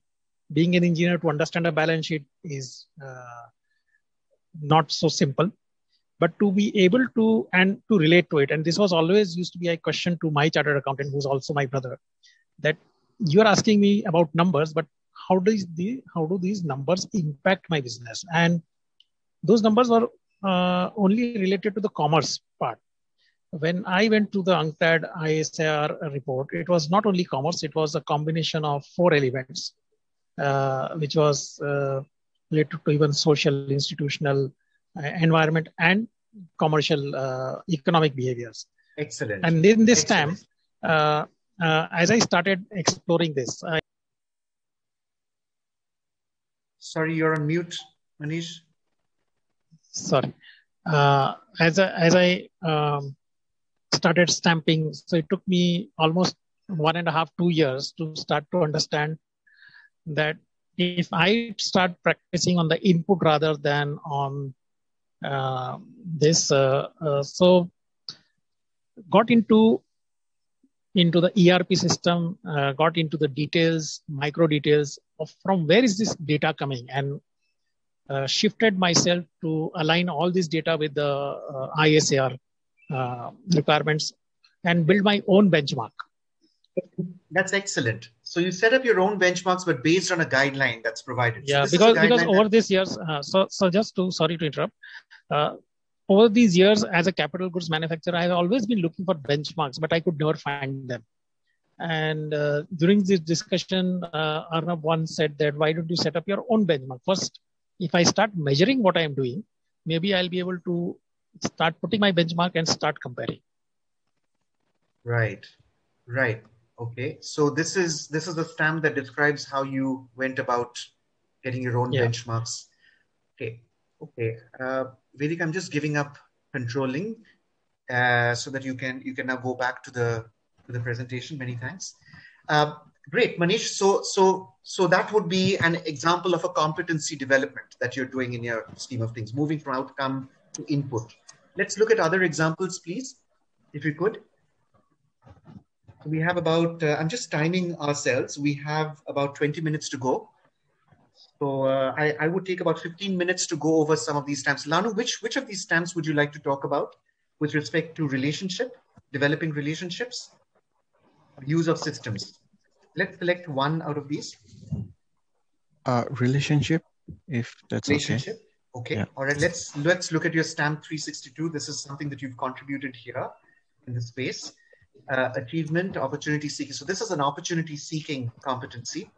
There's a stimulus. There's an intent. So your stimulus is that your friend had started her marketing activities with your products, and you didn't have any formal agreements. The intent was to inform your friend about the procedures and guidelines and follow the sustainable value chain development system, and to make her your representative. So action is that you said that if you wanted to work, if the person wanted to work with you, there needed to be a certain specific contract in place, right? And there needed to be a transparent way in which you worked with that person. So this is an excellent stamp, because you're countering a mean 5 bias. And for those who are not familiar with this is absence of meaning. So this is a cognitive bias and an error where we know what we think other people are thinking. Okay, so these are very important biases. I'm going to take you through the biases very quickly later. Just an indicative list of those biases. So well done, Lanu. So here what you've done is you've practiced not falling for that bias. You've practiced opportunity seeking by taking out an insurance, which is to do things before asked or being forced to buy an event. Is that right, Lanu? Yes, sir. Okay, excellent. All right, so let's look at another stamp here, please, with Nokrang. Okay, go ahead. How does one learn to recognize a problem and change if a change is demanded? Let's see if it's stamp 77 addresses this, please. Recognizing a problem and addressing it. Nokrang, is it okay if I quickly go over the stamp? Yes, please. Okay. So this is a revision of plan in light of feedback of performance or changing circumstance. Your team was broken down, and of course you're in the process of setting up a new company with purposeful policy and organizational structure. You divided the organizational structure into 10 departments based on your current workflow. You got feedback from various groups, and the intent was to reduce confusion amongst core team members.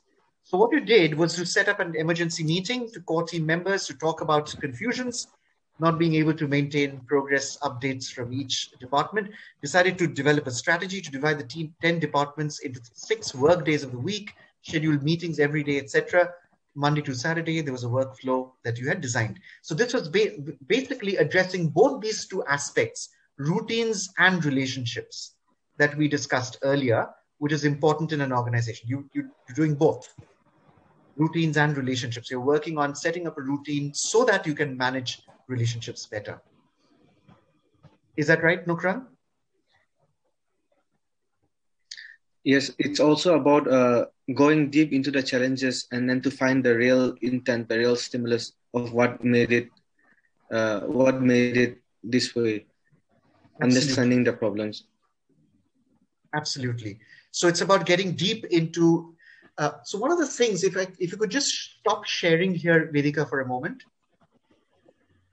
One of the things we're doing here is to examine our behaviors. Okay, I don't think we should get too deep into the stamping process, because for someone who's just looking at Empretech, my feeling is, or just looking at or observing what we're doing, my feeling is that we are, change this in a moment.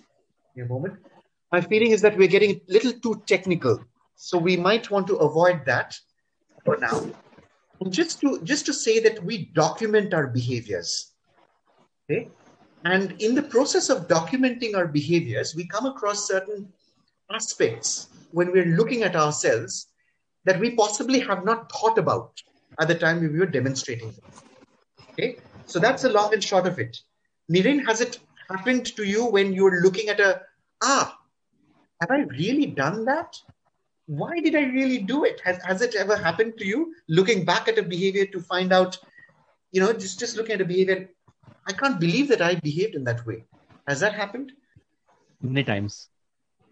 And the only difference is that earlier I couldn't realize, But now at least I can realize, or when I want to go detach myself, the first, when I want to write a stamp, lot of thoughts coming in my mind which are jumbling. Then slowly, I'm not going in more technical, the SIAR is aligned slowly.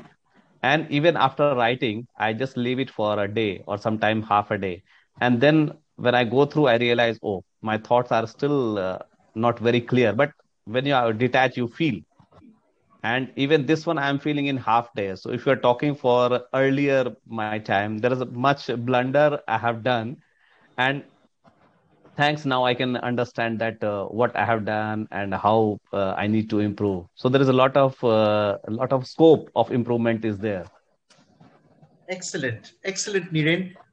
Does anyone want to make any contribution to this topic, to this space that we are talking about, which is examining our behaviors without judgment? Is to observe a behavior without judgment. Do you think you could talk about this for a little bit? Anyone? Shruti, what does it mean to observe without judgment to you? I think that's when you can be rationally most relevant, if you can emotionally detach yourself from something that you've done, which is what you can look forward to, or which would really honestly help you in the future. There was one of the stamps that even I had written, and on a similar track, where we discussed looking at financial records to make a decision. And while I feel super out of place when talking to CAs about this, and this is what they do, but for somebody who comes from a design field, trust me, that's not your comfort zone, right? And that's the most alien thing that you can ever think of doing. But to having done that and then face the decision, not emotionally, but considering your financial metrics and what that says for yourself and for your business, it could be like a really big aha moment for you to have done. So to just take a step back from something you did and then analyze that it could make all the difference. It's also about philosophizing your business. Absolutely. And which Niren mentioned in bold. And I've done that in double bold. So philosophizing your business is to actually look at what it is that you've done and to split it into a stimulus, an intent, an action, and potentially an outcome. Potentially. We're not attached to an outcome, and nor are we entirely detached from it. And that really is what detachment is about. It's to be neither attached or detached. That is detachment.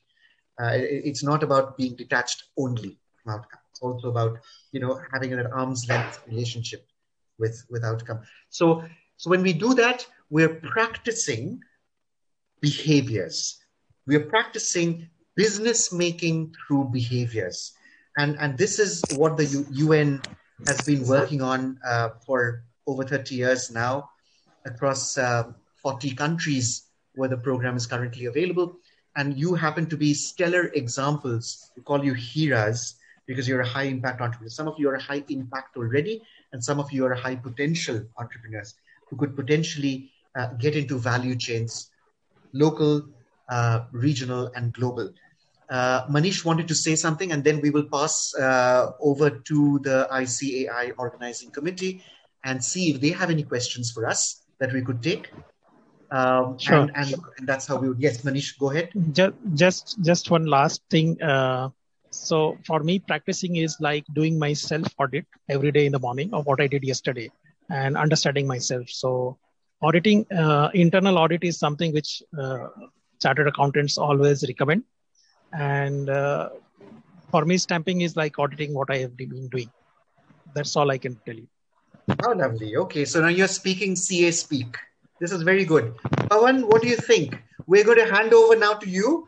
And if you have any questions or any suggestions, any observations, anything at all, please. Thank you, Arnab, sir. Please don't sir me. My name's Arnab. If you could just keep it to Arnab, please. Okay. Sir, can we have question and answer session? Quick question and answer session? Sure. Sure, anything at all, please. We are having CA Keyurwide area from Akola branch. He is chairman of Akola branch. He will be taking the question and answers. Then we will move ahead. All right, Pawan. I will work with my panel on providing the answers. The answers may not all come from me. So what we'll do is we'll process it internally and give it to you, if that's all right. Go ahead. Okay. I request Keyurwide to please switch on your mic. Keyurwide.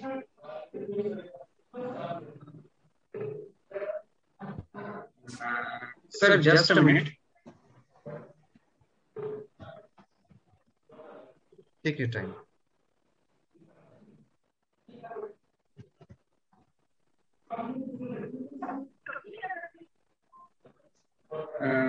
I think there is some network issue with him.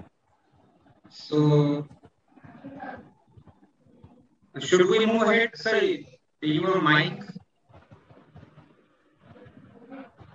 So we had put out some questions. Vedika can take us back to the presentation where some questions were presented by the panel. Can we address those? Yeah. Pawan, I'll let you, since you're amongst the organizing committee, could you pick up any of these questions that you think are important? Balancing between efficient balancing between efficient production and environmental sensitivity, for example, or how, for example, stamp 40. So this is a high quality product. How does it bring about competitiveness? Can we talk about that? Yes, sir. All right. Okay. Excellent. Niren, would you like to talk about this, please? How does developing a high quality product bring about competitiveness in a family enterprise, especially when high quality comes at high cost as well? So high cost would obviously take away competitiveness. So how do you relate between efficiency and quality in terms of competitiveness, please, Niren bhai? There is always a myth between cost and quality. We always realize that when you are making good quality, and it has to be much costlier, but it's not the reality. Because once first you go for the product cost wise, it can be maybe 2% higher or 3% higher, but the value you will be getting when the end customer is using, he will have that value, and then you can retain and regain the customer. So from my point of view, when you have working on the quality, you are exceeding standards of excellence. You are not only working on your product, you are working on the whole ecosystem. And then you can create the comfort, you can create the feel of a customer, feel of your entire chain, that they are thinking that they are doing something very unique product. They are doing something on a very high level of confident product, that when that time Avneet was saying that people are doing in Barmer area or something, she changed from the slow, not from the fast, going from the slow. So the same thing is happening when you are working on the low cost product.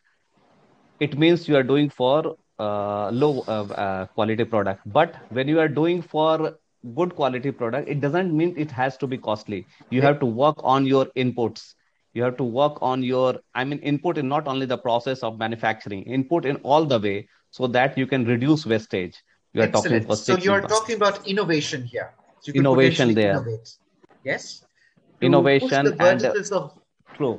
Less wastage. Excellent.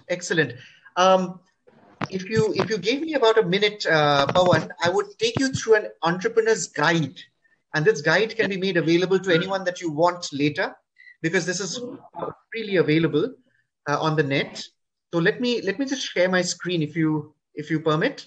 Is that all right? Yes, sir. All right. So this is an entrepreneur's guide, and let me just. This is a guide that's published by the United Nations Conference on Development, UNCTAD, and all of what we are talking about here really comes from a system of behaviors that has been divided into three clusters. There's a planning cluster, there's an achievement cluster, and there is a power cluster. And when you look at the sub levels, the PECs, the personal entrepreneurial competencies. You have goal setting, information seeking, SPM, the systematic planning and monitoring as part of planning.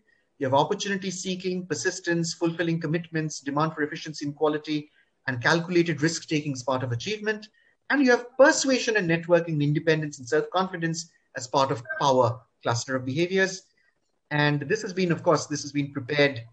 There are 30 very specific behaviors. We mentioned this, which seems to be competencies that need attention for entrepreneurs. I'm sorry, I'm a little slow here. This isn't progressing very quickly, but let me see. So I'll just draw your attention very quickly to... Sir, can you please share the copy of this? Is it possible for you? Sure. We'll share a copy of this later. So just wanted to... Yeah. Sorry, this will be more helpful for the members also to understand about the Empretech program. Okay, so I can tell you that this program was conducted, it was developed by the UN from research conducted by a psychologist from the Harvard University, David McClelland, and he basically worked on behaviors that we saw in the last couple of hours with our practicing entrepreneurs, mostly representing family offices. So there's a good amount of research that has gone into this system of competencies here. And all of these, over a period of time, of course, we've nurtured about 500,000 entrepreneurs from 40 developing countries, including 6 least developed countries, with the help of 600. So now some of the heroes that we see here in the room happen to be coaches as well. So they can coach entrepreneurs going forward. And the behaviors are all listed here. So I'm going to share this with you, and you can share this with your members. Okay, so all the clusters and the behaviors are listed here. The other thing I wanted to share with you is the United Nations General Assembly about 2 years back, and India is a signatory to this agreement, had said that entrepreneurship is extremely important for sustainable development. And in this note, they had actually endorsed the Empretech program of UNCTAD. So they wanted Empretech to actually be adopted by various countries. So that's the other thing I wanted to share with you. Integrating developing countries into global value chains, and SMEs into global value chains. This is a very important part of our work that we do. Okay, so how do we integrate developing countries' SMEs into value chains, global value chains? So we're working with transnational corporations, and some of the family-owned operations can get into these value chains. So there are ways in which that can happen. So this publication will give you some input on that. Then, of course, we work on youth entrepreneurship. There is a policy guide and a framework on how to work on youth entrepreneurs. And there's a very extensive framework on this. Then, of course, there is an entrepreneurship framework and general guidance on ecosystem development. And if ICAI wants to benefit from this, we can have a working relationship with ICAI also as you're setting up your incubation centers. Then there is something on business linkages that we do, which is about, I'll just give you a very small set of activities here. So the introduction would tell you what we do at a national level. They're business development services. So CAs, practicing CAs can actually get involved in offering BDS services. That is also possible. Okay, and then there are these core indicators for sustainability development goals. This is also something that you can study. I don't have much time to take you through the details, but there are very specific core SDG indicators. If this is something that your SMEs, your family offices report around, then chances are you would be ripe for investment. Foreign direct investment can potentially come into your enterprises as well, because UNCTAD works with a system of investors, and we are looking for family offices that we can invest into, right? So with these words, I just wanted to share with you. or maybe just one last item, which is something called the business plan. So we have a business plan, how to prepare your business plans. Okay, there is a 250-page document on how to prepare your business plan, and this is something that you might also find useful. This is again available for entrepreneurs, for family businesses who wish to do this. Yeah, that's all I wanted to share from my side, and I'm happy to take any questions, please. Sir, thank you, sir. Very wonderfully, you have first of all explained out all these things, the Empretech, what it is doing, and all the members over here who have benefited from this particular scheme. Would just like to have some couple of questions that we have. At first, the very first question: who and can become a part of this Empretech program? And another part is what type of for what type of businesses or what type of products and the services one can become a part of this particular Empretech program? Okay, so I thought I should just share with you that the Ministry of Commerce and Industries wants India to develop a system of about 500 or 600 HIRAs. HIRAs are high impact entrepreneurs from emerging regions for action. They're being developed through the Empretech process. And there is a letter, if Vedika could, while I'm speaking, if Vedika could please, summon that letter. So anyone who is part of a value chain already, or who wishes to get into a value chain, okay?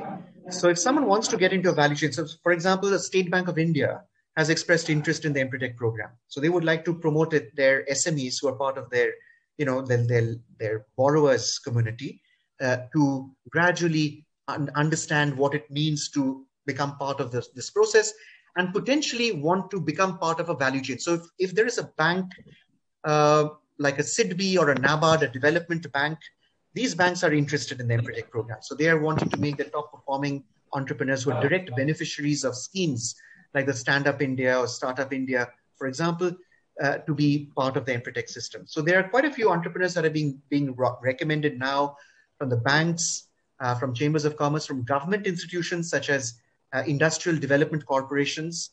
We've just done some work with the West Bengal Industrial Development Corporation. There are quite a few other IDCs that could be interested. ICAI is interested. We could also train some of your people.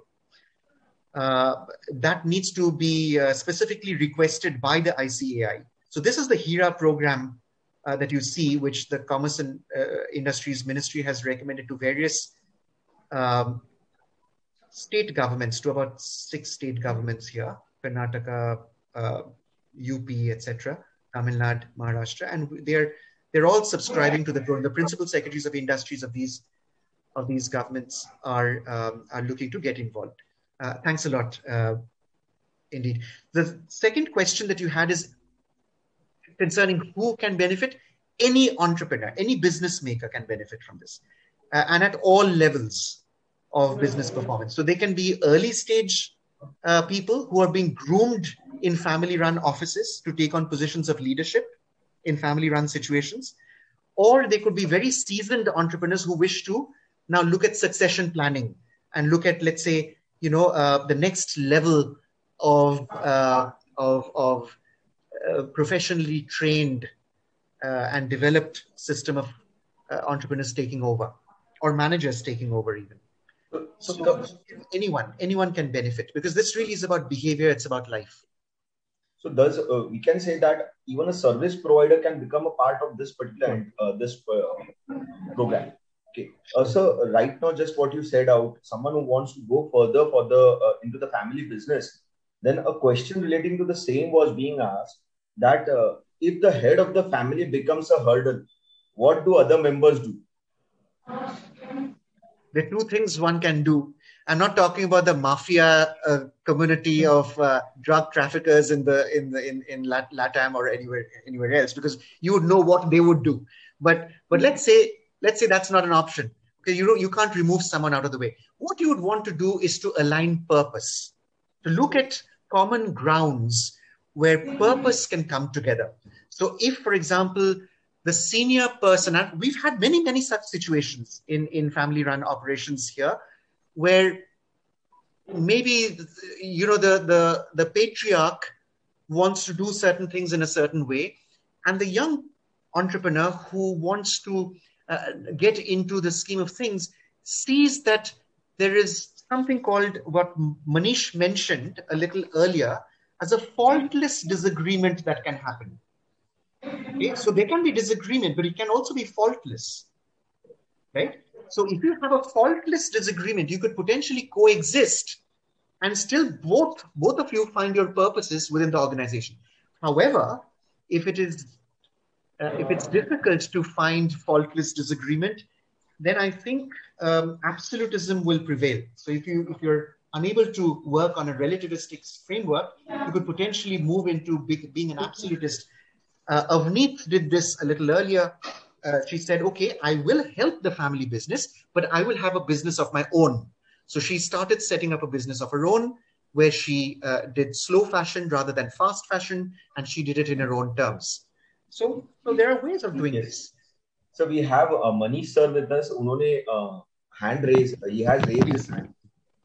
Yeah. So, you want to share something? Yeah, because this is a very typical question जो आपने पूछा है. And I have also come from a family business, a Marwari family, and I work with a lot of people in family business, being into projects every time I meet new people. And this is one of the most important challenges, most difficult challenges to address. So two things, as Arnab said, purpose on both the sides is important. So the purpose of the family head and the family head helping the new entrant understanding their purpose and see if they can align. Because if they don't align, there will be a friction, and if not today, it will happen tomorrow. So rather than reaching that situation, if the family head is able to do the transition using this tool, I call this a toolbox, which I have done with, for example, when I understood my daughter did not want to do this business, I did not hold her back.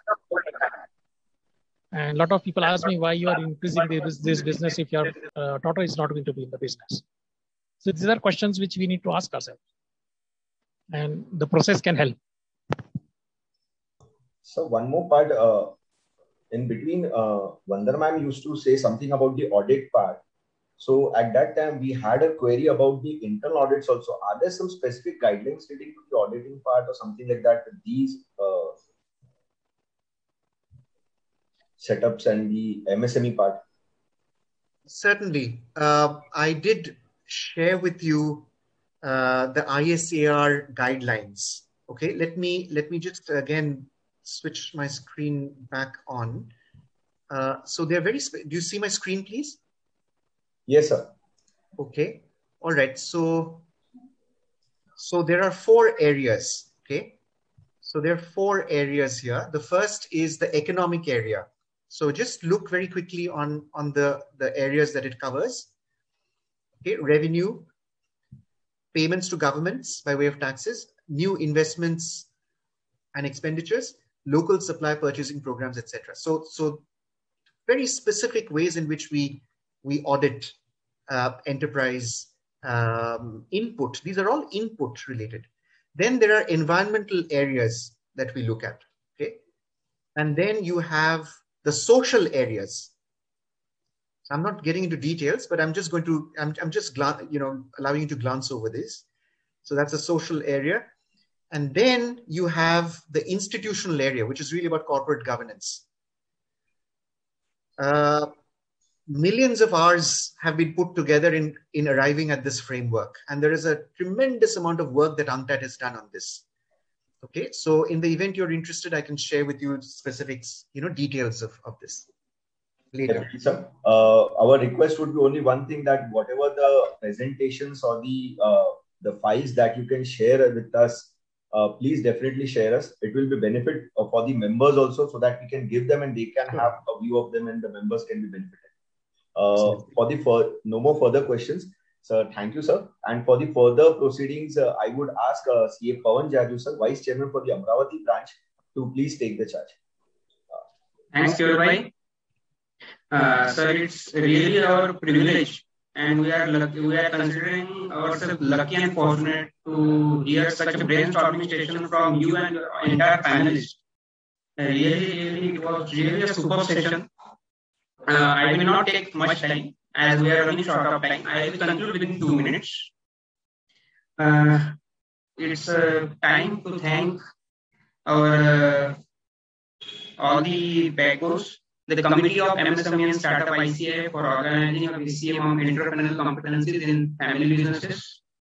We thank RCM Dhiraj Khandewal, who is not with us due to some reason, but he has given an opening remark and address.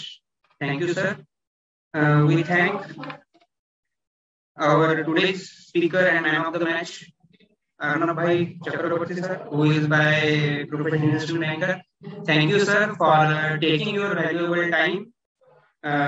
We thank all the panelists, all the entrepreneurs. It's really, we feel very happy to see such entrepreneurs, and talking with them is our privilege. Due to time constraint, I will not take off every panelist. We thank entire panelist team. We thank our entire ICAI team, our technical team for coordination and guidance. We thank Pankaj Bhai Soni, Chairman Aurangabad, for giving introduction of our main speaker, Arnab Bhai.